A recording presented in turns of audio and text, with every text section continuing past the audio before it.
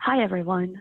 Thank you for tuning in. I'm Noelle Ellerson Ng, AASA's Associate Executive Director for Policy and Advocacy, and you're listening to the PEP Talk podcast, a new way for AASA members to stay engaged with our policy and advocacy work.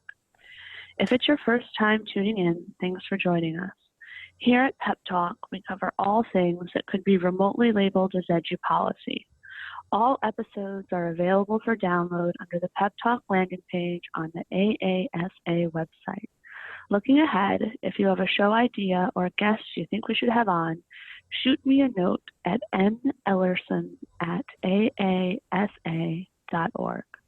Our latest episode, which you'll hear next, features Carl Davis with the Institute on Taxation and Economic Policy, more commonly called ITEP. Carl Davis is the research director for ITEP, where he's worked since 2008.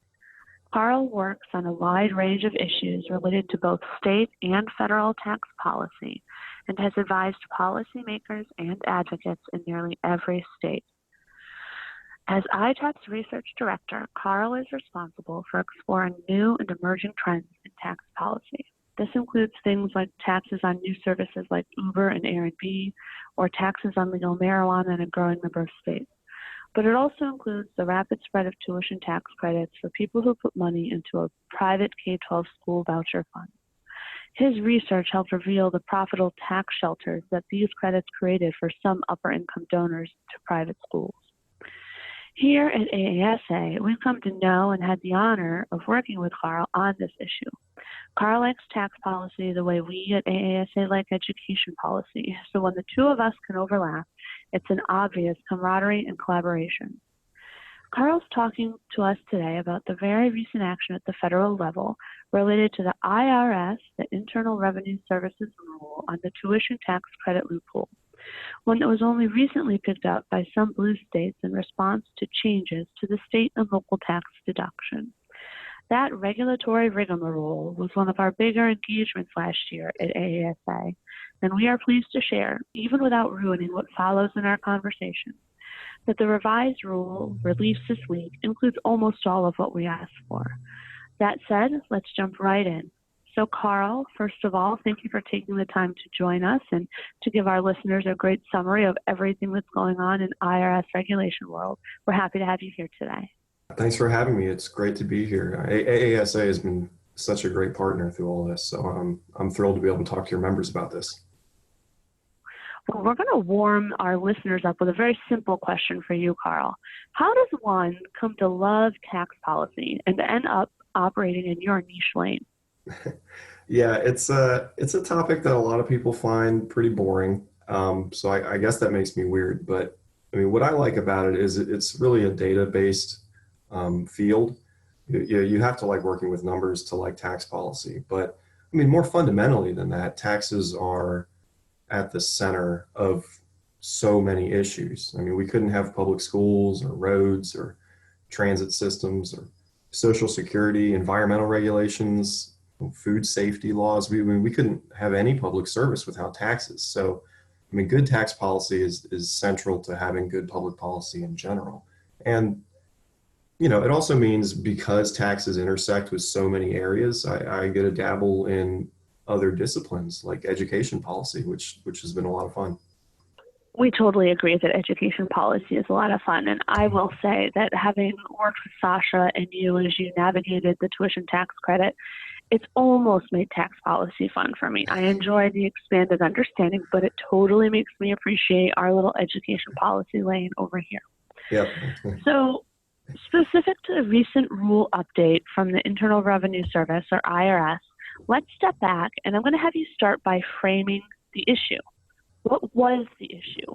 What was this proposed rule attempting to change, and why did it need to be changed?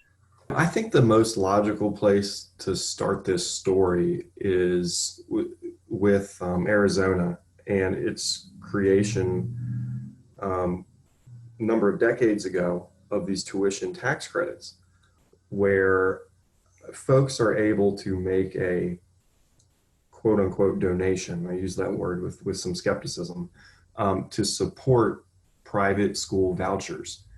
And after they make that donation, they get, in a state like Arizona, all of their money back in tax credits. So it's not just you get a tax deduction that helps you out and gives you a little bit of a break. They're literally getting every penny they donated back on their state tax forms. And this was done in a lot of states in order to get around state constitutions that ban public support for private education and religious education in particular. And so they weren't able to spend state money directly on religious education. So they said, hey, wealthy people of our state, why don't you spend your money on private and religious school education? And then as soon as you do that, we'll give you all your money right back. So it's almost like a money laundering system where the state is getting its money into private and religious schools, but it's using these so-called donors as middlemen in order just to create enough separation that state constitutions were no longer an issue. So the reason this is relevant at the federal level and the reason the IRS had to get involved was in a state like Arizona, these people were making a donation. They were getting all of their money back. And then what they were doing is they were going to the IRS and they were saying, hey, look what a generous philanthropist I am. I just gave away all this money to private schools and I deserve a federal tax deduction for it.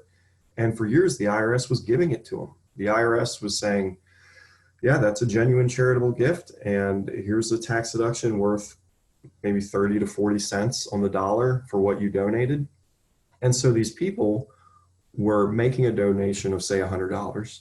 They were getting $100 back from their state, and then they were getting another $30 or $40 back from the federal government. So what was happening is they were getting more back in tax cuts than they ever donated. So it was taking the idea of these being charitable gifts and turning it absolutely on its head.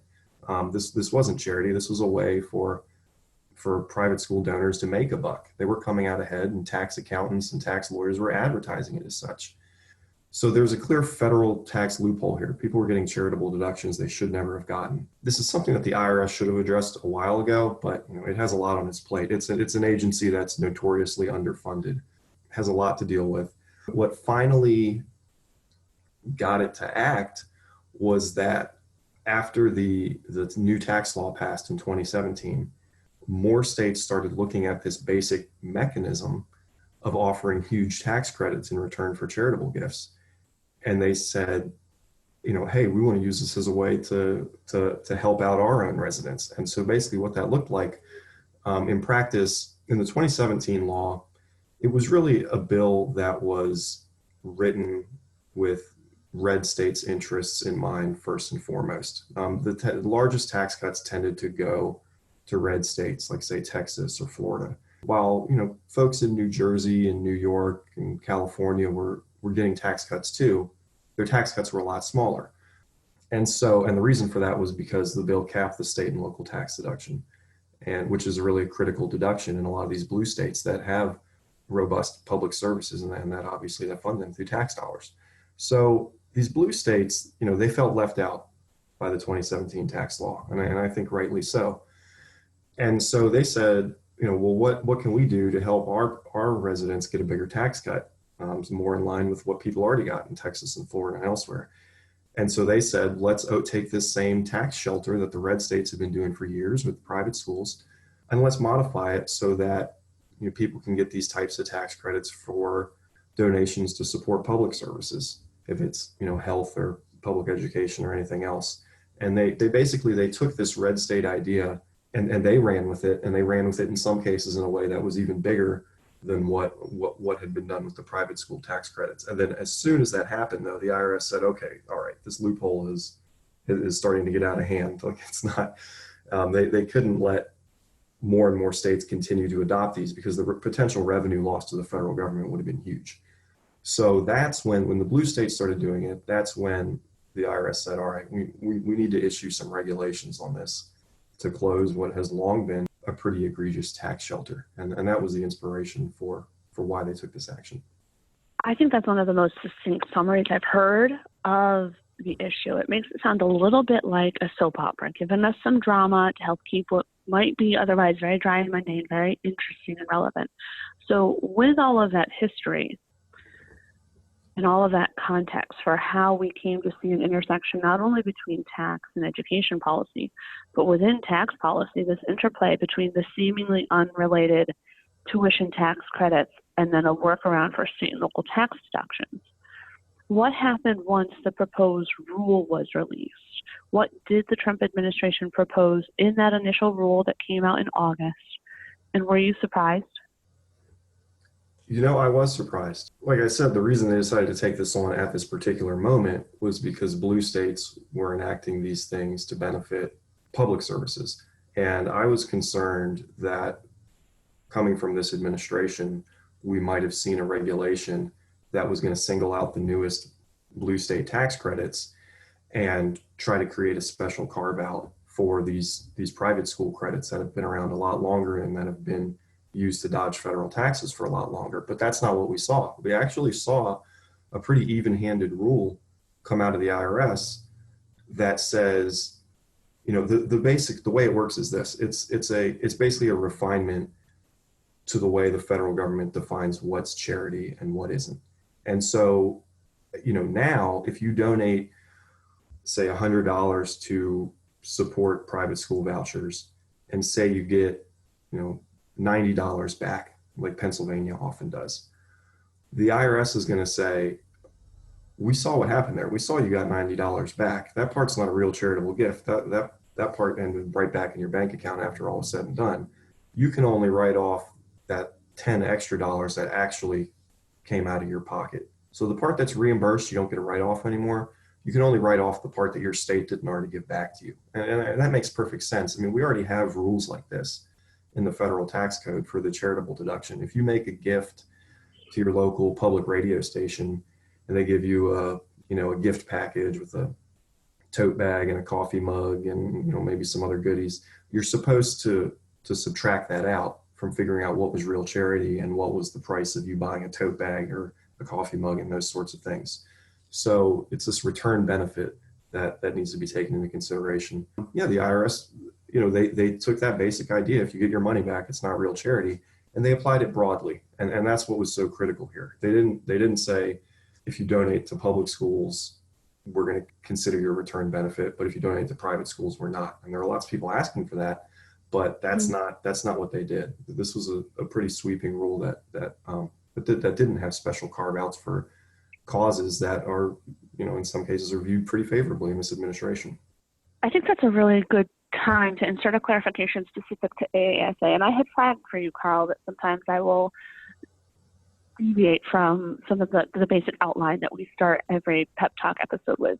So here's what I want to talk about, this idea of a distinction between how some states would be treated, because we get questions sometimes when AASA engages in advocacy on issues that seem to be, well, that's a healthcare issue, that's an immigration issue, that's a tax policy issue. Why is an education group there? And we got that question on this topic. I mean, it was a little bit easier to thread because it had the tie into the tuition tax credit, but our overarching position was, if it comes to this tax policy, we didn't actually say super strong one way or the other. We just wanted, whether the loophole should be closed, we just wanted all 50 states to be treated the same. Either everybody gets the loophole or nobody gets the loophole. This scenario that they came out with was the better of all of the options because it does treat all of the states more or less the same, and it does tighten up this double dipping. But that was our tendency there, was to make sure that they did not try to preserve this workaround for the tuition tax credits while closing it for the blue states.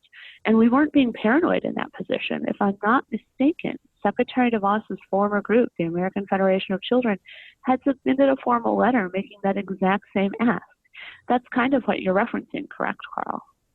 Oh, yeah, absolutely. I mean, going into this, there was no doubt that the IRS was going to do something to crack down on what New York had just enacted and what New Jersey had just enacted. That was a foregone conclusion. But it was not at all a foregone conclusion that they were going to write an even-handed rule that treated Arizona and Georgia and Alabama in the same way. Yeah, the American Federation for Children, Ed Choice, a lot of these groups were saying, no, do what you have to do in New York and New Jersey, but leave us alone. And what we had to do is explain just how problematic and hypocritical that would have been. Well, that was both problematic and hypocritical. And quite honestly, that type of parsing out of treatment between states would have been just fresh fodder for very almost brainless litigation around challenging the unfairness of that type of decision, correct? Yeah, I think that was working in our favor here. I mean, we're already starting to see some threats of legal challenge to these regulations, and those threats had started a number of months ago. New Jersey's Attorney General, for example. So these regulations are likely going to be tested in court, and I think the IRS is going to find it a whole lot easier to uphold a broad, neutral rule as opposed to some special rule with lots of carve-outs for causes like private school education that this administration likes. Okay, so we've talked about setting the stage for why this regulation or proposed rule was necessary. We talked about what was in the rule when it came out. Can you walk me and the listeners through how the comment period played out? Who was responding? What was the tenor? What was the volume of responses? What were the major messages being lobbed at the IRS in response to this proposed rule rewrite? Mm-hmm. Yeah, I mean, it was a very active comment period. I mean, we saw thousands of comments sent in. In tax policy, a lot of what we tend to see are people making self-interested comments, looking out for themselves. You know, they want to minimize their own tax bill. They want the tax code to be written in their favor. There's just massive amounts of lobbying around tax policy because there's so much money at stake. And this was no exception. We saw private school groups were very active, both in the written comments and showing up at the hearing at IRS headquarters, which I attended, in making the case that they were different than everyone else and they should be treated better than everyone else. So they submitted thousands of comments. The other group that had a lot of comments looking out for themselves was the conservation lobby. This is a little bit of a side issue here, but there are some conservation tax credits that have been used for a number of years as pretty aggressive ways to generate tax breaks. So the conservation groups had a secondary interest in this too, but they were overshadowed, I'd say, by the private school groups in terms of asking for their own niche benefits. But, you know, what was really great about this is that this particular comment period wasn't just a whole bunch of people asking for benefits for themselves. I mean, the public education community here really stepped up. The IRS said this week that 70% of the comments were in support of the regulation. And that's absolutely a testament to what the public school community did. That wouldn't have been the case without the work of AASA and all of its allies. So, you know, these were folks making really a public interest argument as opposed to, hey, I want the tax code to work best for me and then not anyone else argument. So it brought, without that engagement from the public school community, we would have had a tremendously lopsided comment period where only the private school groups were showing up, only the conservation groups were showing up, and it was only folks, you know, that didn't really care about what's good public policy, and they only cared about what's good for me. Okay, one of the things you just said caught my ear. You said 70% of the comments were in favor of the regulations. Do you have any read on if that's a normal breakdown of in support of or in opposition to, or what those margins look like? I can't say for sure. I mean, this got a lot. I don't know if they usually do this analysis of the share in favor. I mean, it is surprising because it's, I mean, like I said, it's usually folks are arguing against regulations because it's usually the folks that comment are the people being regulated, and they don't want to be regulated because it means that they don't get to continue flying under the radar and enjoying special treatment anymore. So this is something the public school community made it very clear that they were watching and that they wanted to see a good policy outcome here. It was great engagement. I was surprised at just how effective it turned out to be. What was your elevator speech version of what was included in the IRS's release? You know, the short version is that the IRS stuck to their guns. They had, you know, this onslaught of folks that we're not just making written comments and showing up at the hearing, but we're also lobbying behind the scenes, asking that the regulations be watered down. And overall, the IRS didn't do that. What they ended up finalizing looks a lot like what they initially proposed. It continues to be a broad-based fix. It continues to be very principled. what they did is what they set out to do, and that's fix gaming of our charitable contribution deduction. Basically, preserve the integrity of the charitable deduction so that it's reserved for real charity and not for these types of games where people are giving money to private schools and walking away with a healthy profit for themselves. They said we're only going to give the charitable deduction away to true philanthropists, not to you tax dodgers anymore. And I have to tell you, from an AASA perspective, we engage in a lot of different regulations from agencies across the federal government. Last year, we weighed in with the IRS, the Department of Ed, the Department of Agriculture, the Federal Communications Commission, even the Department of Homeland Security. And from our perspective, it was a little bit of an anomaly to see the draft rule come out in such a favorable format, and then to see it preserved definitely absolutely felt like a win. So that content from this week's initial release was really, really good. But now I'd like you to go into a little bit more detail. Can you get a little bit more granular and break down for us what is or isn't in the latest document specific to the provisions that we were monitoring, the ones that we were responding to? A lot of what we were doing was, encouraging the IRS to not cave to the private school lobby. The private school lobby was throwing everything they had out there and seeing what would stick. So, for example, an argument they made was that you should take these rules and only apply it to people who are donating to, private entities, private schools, that type of thing.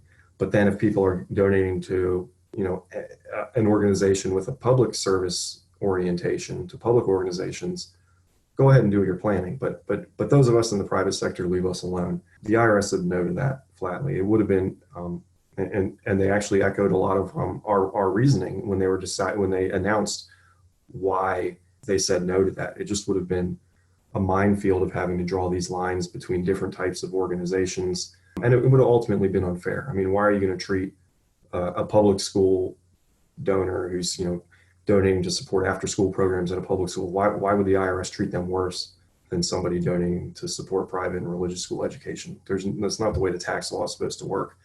So they said no to that. Another thing the private schools threw out there is they said, well, what if the tax credit existed before 2018, before these blue states started doing all this? Why don't you give those, these older tax credits a pass? And before 2018, we already saw 18 states have private school tax credits. So this was a way just to basically give a free pass to more than a dozen tax credits that had been on the books for a few years prior. And the IRS said no to that too. I mean, it doesn't matter. They said it doesn't matter when you set up the program. It matters how the program works. And it's clear that folks are using your program established in 2012 or 2015 or whatever year, and they're using it as a tax dodge, and we're not going to allow that to continue. So the IRS rejected that argument too. Another argument the private schools threw out, they were asking, they wanted to take this rule related to some smaller tax credits that are worth less than 15% of the amount donated, and they wanted to take that break and expand that in any number of different ways in order to benefit these existing private school credits. The IRS said no to that too. So that was another, they were just the preamble to this, to this regulation, they were running down this list of private school arguments and basically saying no, no, no, no, and in many cases using our reasoning as to why those would be so problematic and unfair. Oh, another one, the private schools were asking for a delayed effective date. They said, all right, if we're going to lose on all these other counts, why don't you delay this regulation so it doesn't take effect till next year or the year after, or who knows? Some of them didn't even put a date that they wanted it to take effect. The IRS said no to that too. So on these big types of special treatment that private schools wanted, the IRS rejected them, and we won on all those questions. That was the main thing that I was worried could have changed from the proposal to the final reg, and those things didn't. You've been doing this as long as I've been at AASA. It is almost just surprising when something plays out the way you expect it to, especially on an issue that can be as partisan as this particular nuance is, given the current administration in Congress. So yeah, there was a lot of, wow, this actually stuck. So the rule that we're talking about was released while I was in the air, and I can't tell you the number of times I have landed from a flight and something of substance has come out. So it's really great news to land and have good news around the regulation. Now, that seemed to last less than 24 hours because the next day, Betsy DeVos was out splitting hairs about how the IRS did a solid for the tuition tax credit crowd. You had a really detailed but accessible Twitter thread about this. Can you help our listeners understand how much of what DeVos said on Wednesday was really just messaging versus actual substance compared to what was actually released on Tuesday? Yeah, so the provision that she was most excited about wasn't actually added to the final regulation that is now the law of the land. They put out to appease the private school community. They put out this separate notice that says, "Hey, we're going to propose another regulation soon that is going to lessen the impact of this a little bit for some private school donors." Really, that was the motivation for this. This was something the Heritage Foundation had a paper on this, urging this type of fix, or not a fix, but urging this type of change. And Ed Choice, I know, was in support of it too. And American Federation for Children. And I think this was the reason that their press release on this topic was so positive, is because they won this notice that there's going to be another regulation coming. And so, I mean, I think this is potentially problematic, and we're gonna have to put this under the microscope once we see the final language. A few things about it we do know, though. You know, what the notice is indicating is not what I was most concerned about, that we were going to see special rules put in place that treat private schools better than everyone else. The notice is actually it's indicating that there's going to be a fairly broad regulation that would apply to donors to all types of programs. So wherever there's a charitable tax credit, it doesn't matter what the purpose is, this notice would apply. So it's not a private school carve out of the type they really wanted. It's really impacting a small number of middle class or upper middle class taxpayers potentially. This is only going to impact people that pay less than $10,000 in state and local tax. So if you're a high income person, which is really where the worst tax dodging was going on here, this rule is going to do absolutely nothing for you. So this is really only going to benefit people who don't earn enough to pay at least $10,000 in state and local tax, meaning property tax and income tax combined.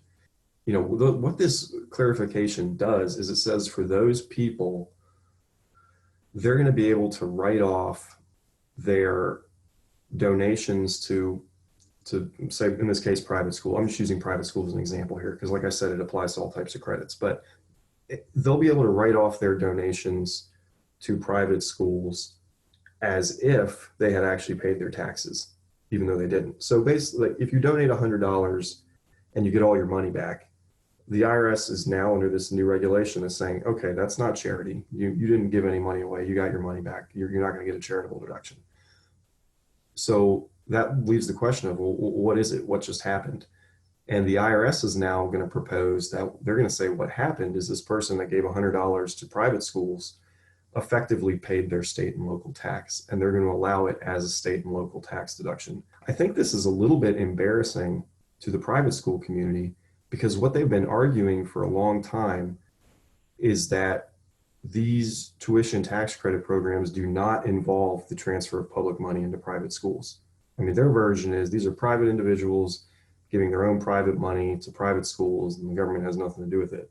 Well, now here comes the IRS, and the IRS says, you know, well, when this person gives their money to private schools, what they've done is effectively pay their taxes.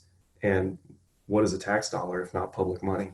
So really, they're saying instead of the IRS is going to allow you the same deduction, whether you spend your taxes, whether you pay taxes to support public schools, or whether you take that same money, send it to private schools, they're going to call it a tax payment either way.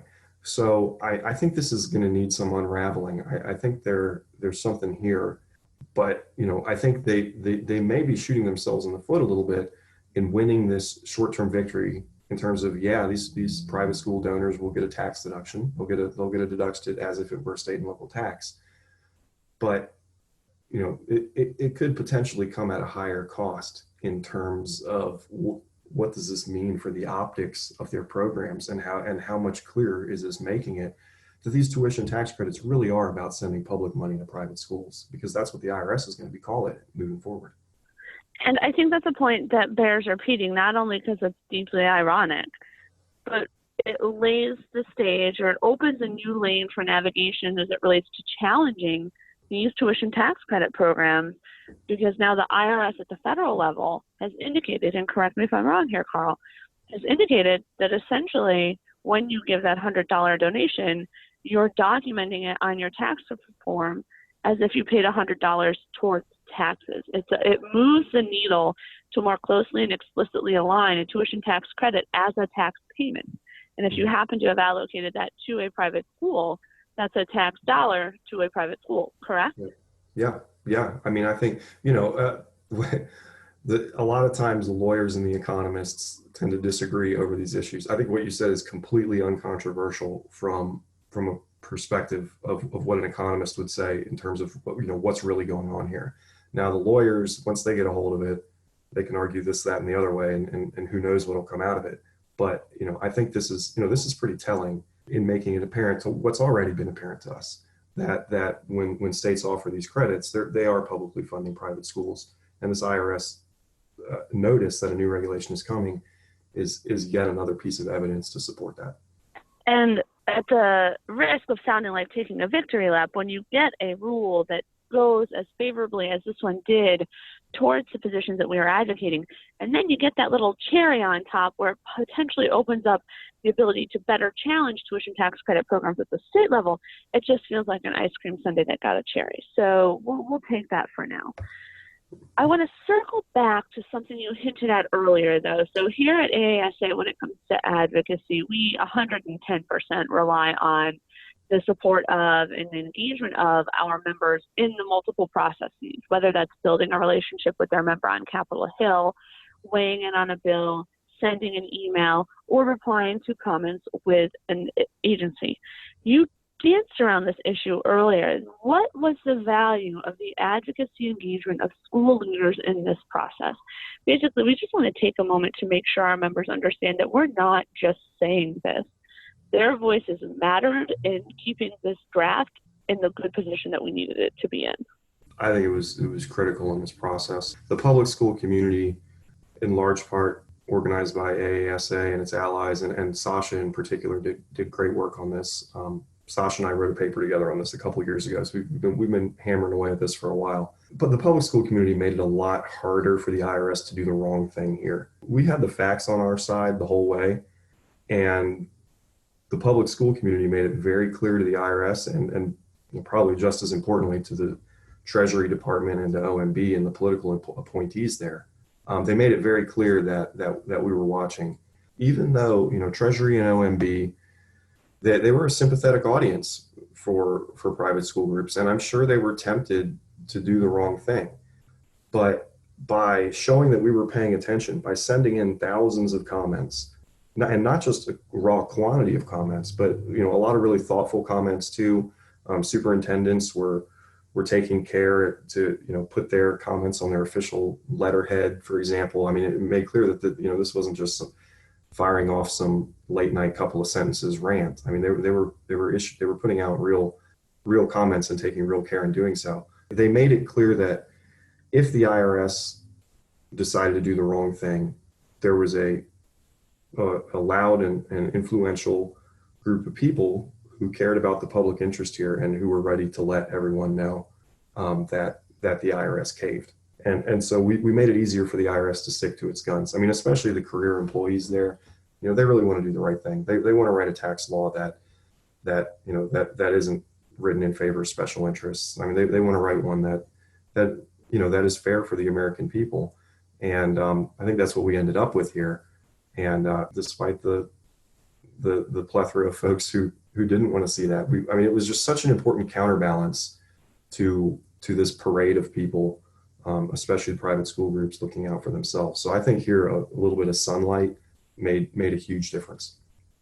Thank you. We just think it's really important for our members to know that we absolutely mean it, that their voices are worth their weight in gold, that the time they take to submit a letter or send a comment matters and delivers us policy that not only feels like a win, but plays out as better sound policy that helps them better support strong public schools. So that was good.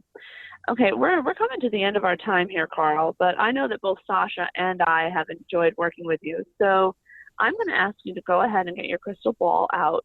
What issues do you think we could overlap on in the next 2 years at AASA and ITEP? There's one lingering thread here that we haven't talked about yet, and that is what's going on with a few high-income investors who are donating stock in states like South Carolina to support private school education. The IRS regulation was silent on what happens to them.